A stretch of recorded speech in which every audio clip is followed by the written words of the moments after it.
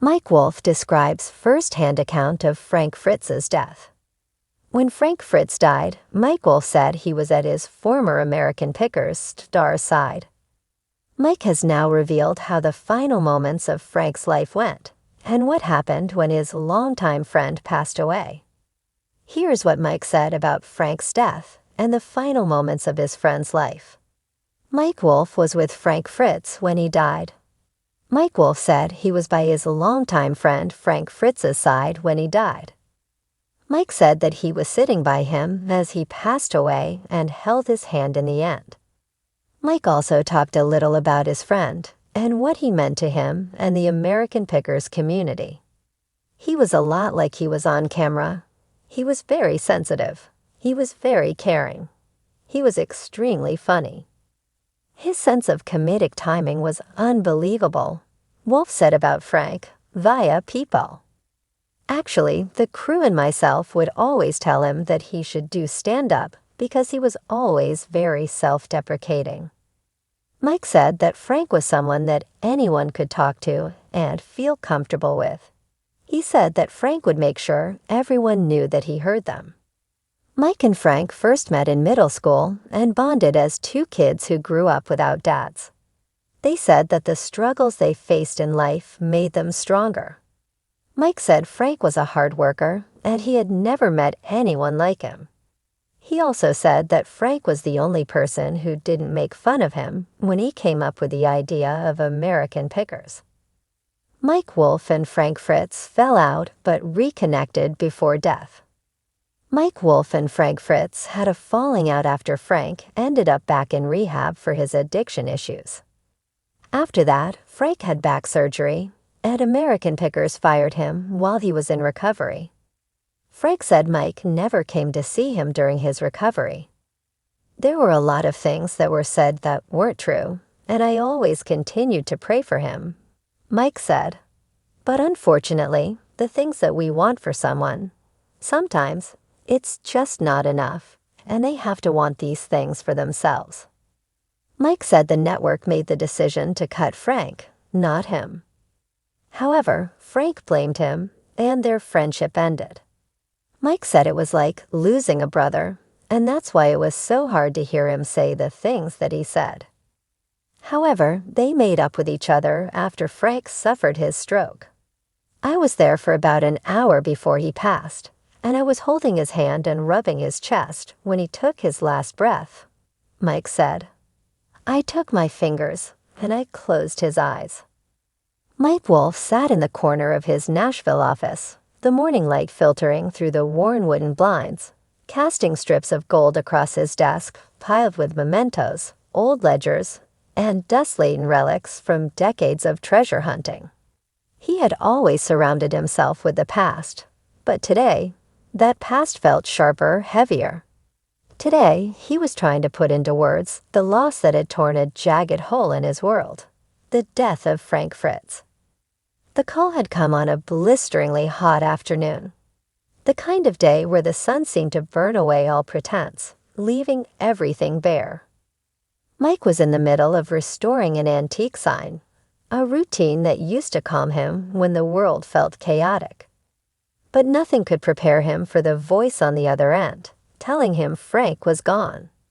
His hand had gone limp, paintbrush clattering to the ground, splattering an old oil-stained rug with a burst of red. Frank Fritz, the man who had been more than just a co-star on American Pickers, more than a business partner. He had been Mike's brother in rust, a kindred spirit who, despite their famous disagreements and tumultuous years, shared the same fire for forgotten pieces of history and the stories they told.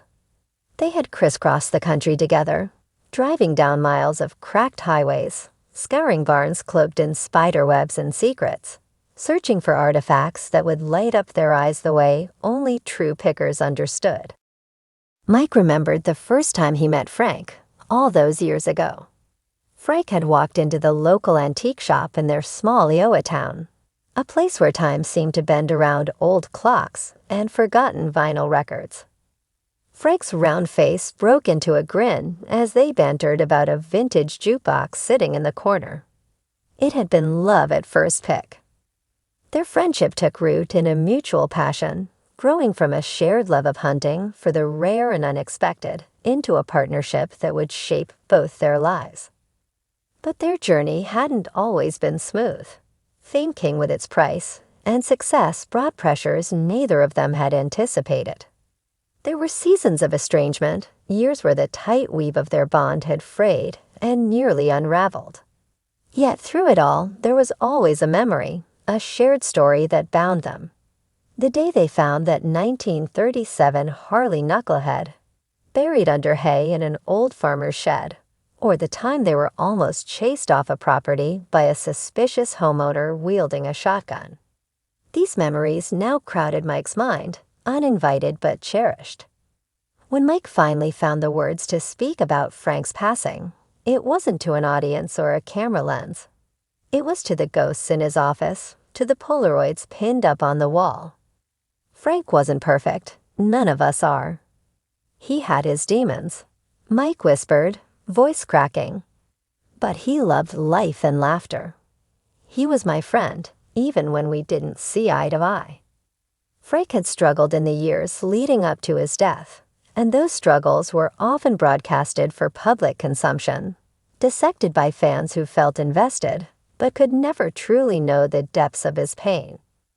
Mike thought of the conversations they'd had, the ones nobody else heard. Late nights when the weight of fame felt like chains, and they'd sit with a couple of beers, the silence speaking louder than words. They were bound by more than antiques. They were bound by the knowledge that despite it all, they were each other's mirror. As Mike sifted through his memories, one particular day surfaced, a road trip down Route 66 when they were young, just starting to believe that their dreams of being professional pickers might not be so far-fetched. Frank had cranked up the radio, singing terribly off-key to some classic rock ballad, while Mike couldn't stop laughing. It was the kind of pure, stupid joy that happens when the road is long and the future seems limitless. I wish I could go back to that moment, Mike muttered, eyes misting over. Just one more ride with you, Frank. Just one more junkyard to explore. One more debate over whether that dented neon sign was worth the haul. His voice trembled into silence as he stood and walked over to a shelf packed with their greatest finds.